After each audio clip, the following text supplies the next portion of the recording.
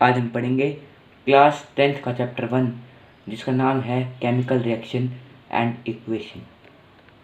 और इस टॉपिक में जो सबसे पहले जो टॉपिक आता है उसका नाम है टाइप ऑफ केमिकल रिएक्शन, जिसके अंदर एक सब टॉपिक आता है जिसका नाम है कॉम्बिनेशन रिएक्शन। कॉम्बिनेशन रिएक्शन मैं आपको पहले ब्रीफली एक्सप्लेन करूँगा।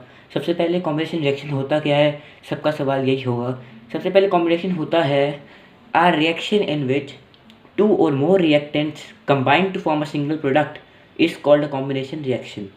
ये क्या कहते हैं, a reaction एक रिएक्शन जिसमें दो या दो से ज़्यादा रिएक्टेंट कंबाइन होकर एक सिंगल प्रोडक्ट फॉर्म करते हैं उसे कहते हैं combination reaction.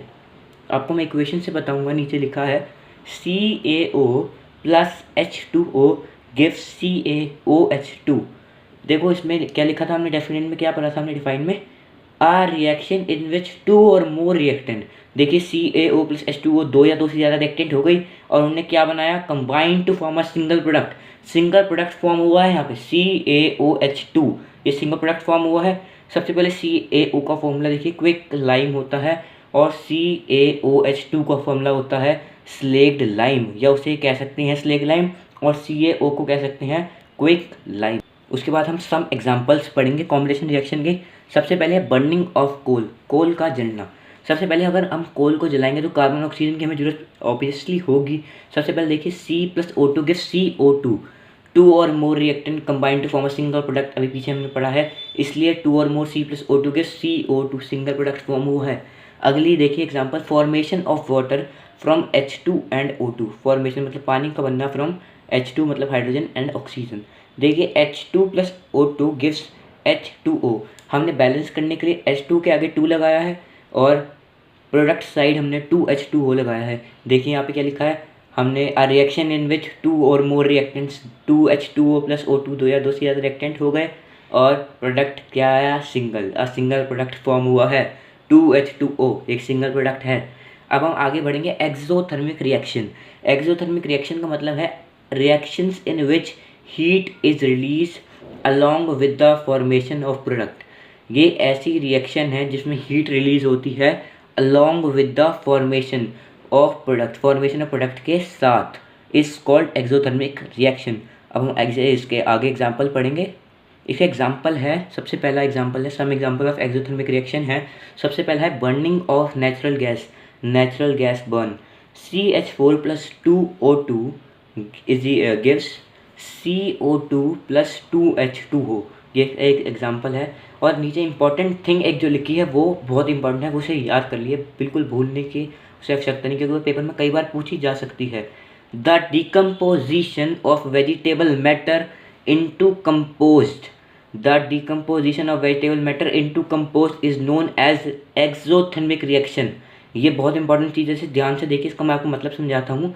The decomposition of vegetable matter मतलब जो डिकम्पोजिशन, जैसे अब वेजिटेबल जो मैटर मतलब वेजिटेबल का, जैसे आप आपने मैंगो खाया तो उसका जो छिलके बचे हैं आपके, उससे जो पील बची है आपकी, उससे क्या कहेंगे, वो वेजिटेबल मैटर इनटू कंपोस्ट, उसे दोबारा रीयूज कंपोस्ट में बदलना। जैसे आप फार्मर्स को देखते हैं वो इसे यूज़ करते हैं, फर्टिलाइजर्स खाद को, दोबारा इसे मैन्योर को यूज़ कर सकते हैं, ये इस तरह सा ही है। इसलिए composed decomposition of vegetable matter into compost is known as exothermic reaction.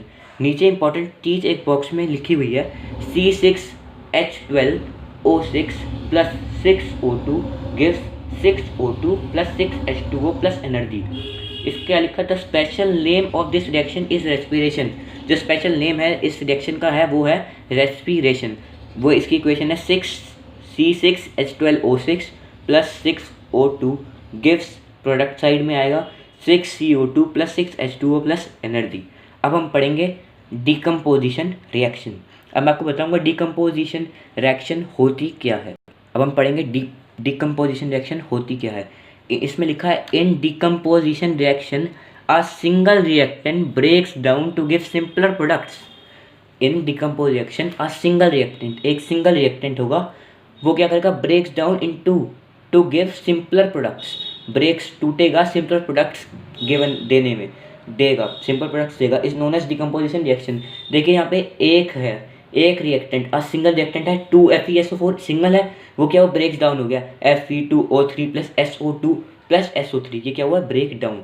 देखो नीचे एक इंपॉर्टेंट चीज़ लिखी है, decomposition of calcium carbonate to calcium oxide and carbon dioxide on heating is an important decomposition reaction used in various industries. ये जो है ये यूज़ होती है वेरियस इंडस्ट्रीज़ में।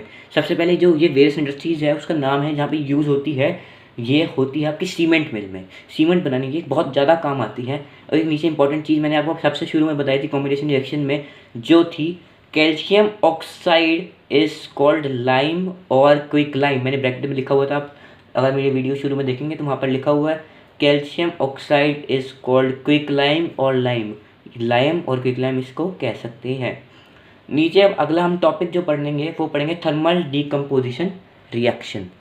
When a decomposition reaction is carried out by heating is called thermal decomposition reaction. ये कह रहा है व्हेन अ डिकम्पोजिशन रिएक्शन, एक decomposition reaction is carried out by heating, is carried निकाली जाती है by heating, is called thermal decomposition reaction.